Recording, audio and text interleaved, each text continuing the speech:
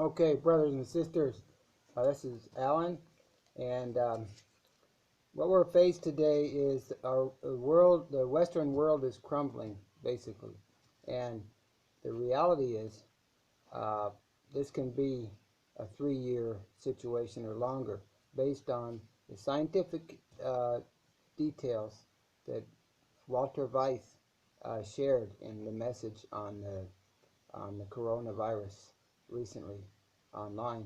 And it was known in 2013 there was some outbreak at that point, and they had the details on it then.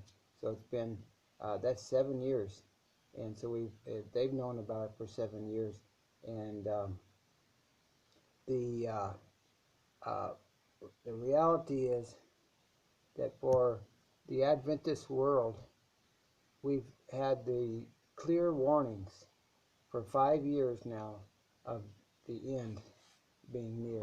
And Brother Weiss, Walter, he shared that this very well can be the last few years. And we hope that it's not. We hope for the best, that the times will, that things will recover and go back to normal, at least for a little while. Some people are saying that, like what happened with Jerusalem, that that they're hoping and dreaming that there will be a peaceful time coming where people can get more prepared and so forth. And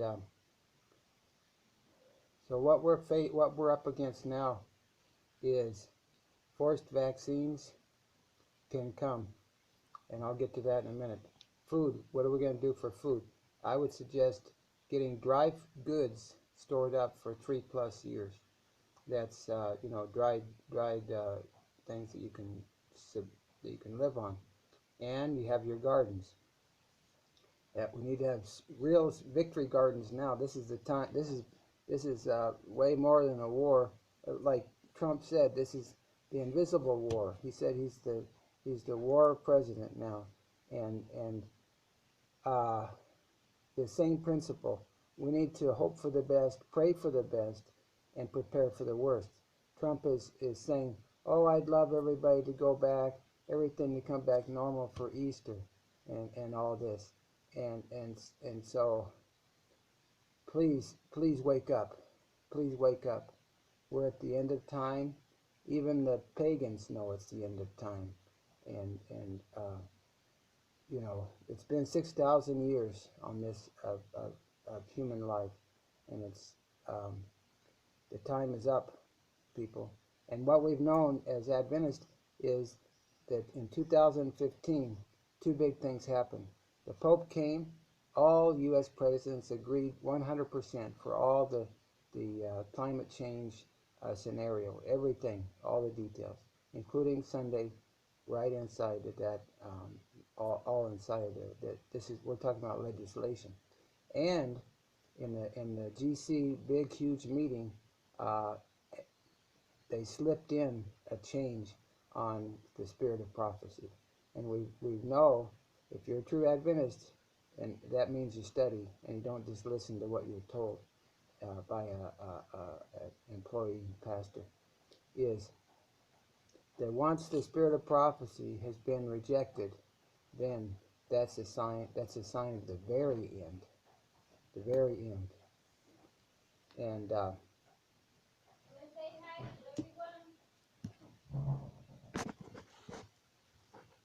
okay, we have some visitors that just came, and so I'm gonna finish up. We have the best place to be now is in the tropics or the subtropics. If you can get at least to the subtropics, basically you can have food production all year, and you'll be in much better shape. Need to plan for fuel. What are you gonna do as far as heat, air conditioning if needed, like in some places of the United States, electricity, water. These things can be, if you don't go along with everything that's going to be regulated, then you may lose that. So we've known this for way over 100 years. And people speculate, and they say, "Oh, I don't think this could happen." Well, we're in it right now. We're in it right now, and we've known this. And the train station vision is been completed, as far as I can see. It mentions basically everything in the structure will be knocked down, and that's where we're at right now. We're talking serious Bible prophecy and spirit of prophecy, testimonies of Jesus. Onions are very good, real onions. I just had a red onion today, and a small one, and it was powerful. This has great healing properties. Also, dark leafy greens are very important. Kale, sweet potato leaves are better than spinach. I mean, it has a beautiful taste at the end. The silveredge.com. That's serious for this situation. Let's see. What we're facing is it can be a purge of the United States, a liberal purge of the United States. The internet can be every computer, every phone, left with ecumenical pluralism, messianic, charismatic, apostate, Protestant. That's whatever the United Nations accepts, which is basically pluralism. You know, there's some truth in every religion. God has some truth in every religion, and so forth. Okay, let's see. I'm missing something here. Okay, let me just finish with this. We have the great country living message, and this touches everything that we're in right now, every single thing. And it touches every part of a true life. To have pure air, to have healthy foods, fresh foods, to have the resources that you need, the wood, if you need wood for cooking in certain times. It's the Enoch message and the Elijah message. And we have the three angels message in Revelation. We have the true country, the true education message. This is a powerful message, very powerful. And because the world is opposite, basically, then it gets rejected. Popularism takes over, even within the largest true, used to be the largest true church in the world. The great health missionary message that applies to everything we're in now, exactly, like it's a spitting image, because it describes what we're in right now, what's coming. This is developing. See. We have the message about the Holy Spirit always working in us, and that either we accept or reject, and whether we're going to choose the spiritual mind or the carnal mind. Spiritual mind is the mind of Christ, but you have to know Christ. You have to know the whole story, and the spirit of prophecy helps greatly.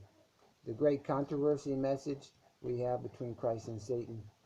We have the greatest health message ever given to man, and that applies to everything that we're in. And we know about the spiritual war over each person's mind and life, and the false rest day prophecies, the last days, Matthew 24, we're in that, Mark 13, Luke 21, Daniel and Revelation. Let's see. We're at the end of time, and it's time to get in the country. If you can get in the country, however it can be, you can be a helper on a project. It would be good, a project that's already up and running and it's already in production is the best way. You can depend on the Lord, and the Lord will bless even on a new place. But the advice that we have in Country Living booklet is look for a place that's cheap or even free. You can even be a caretaker on a place, but look for a place with fruit trees already there, and land to plant, water resources, and some buildings. So you don't have to start building, and the Lord will bless greatly. Okay, God bless you, and we have to love each other and love everyone in the government, every single person, no matter what. Just love them, just like Paul did, and then we'll be safe and sound.